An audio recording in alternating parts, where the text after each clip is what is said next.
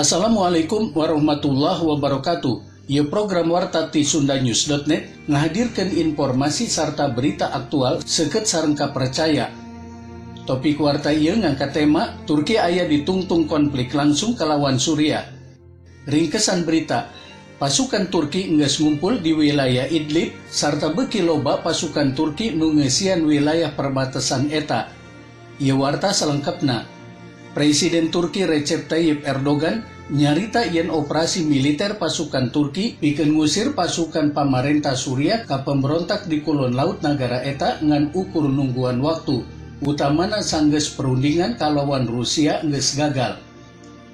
Simkuring geus asup ka poe akhir pikeun ngeureunkeun permusuhan di Idlib.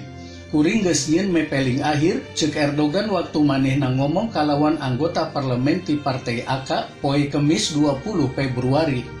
Erdogan ngomong yen Turki hayang kene ngajadikeun Idlib minang ka zona aman.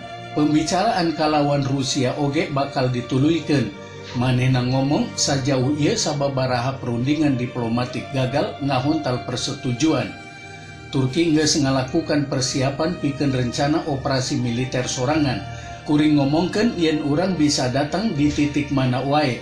Serangan di Idlib ngan masalah waktu ceunahna. Pasukan Turki geus ngumpul di daerah Idlib. Beuki loba pasukan Turki geus ngeusian wilayah perbatasan eta. Perkara ieu nyieun Turki salaku anggota NATO sarta Suriah nu dirojong Rusia beuki deukeut kalawan kompromi langsung.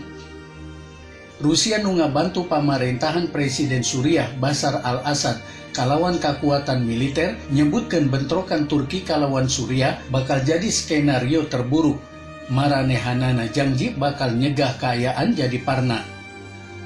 Pasukan Suriah nu dibantu ku Rusia kalawan nurunkeun pesawat tempur sarta pasukan khusus geus tempur di Provinsi Idlib sarta Aleppo saprak bulan Desember kaliwat.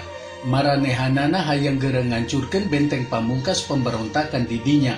Kasuksesan Assad pikeun ngeureunkeun perang sipil nu lumasung salila 8 tahun. Hampir 1 juta jalma ninggalkeun imah maranehanana keur ngahindar serangan udara jeung panarajangan artileri. Organisasi kemanusiaan sarta Turki ngaluarkeun pepeling. Nagara eta geus jadi tuan imah pikeun 3,6 juta pangungsi Suriah sarta ngomong teu bisa nambahan deui.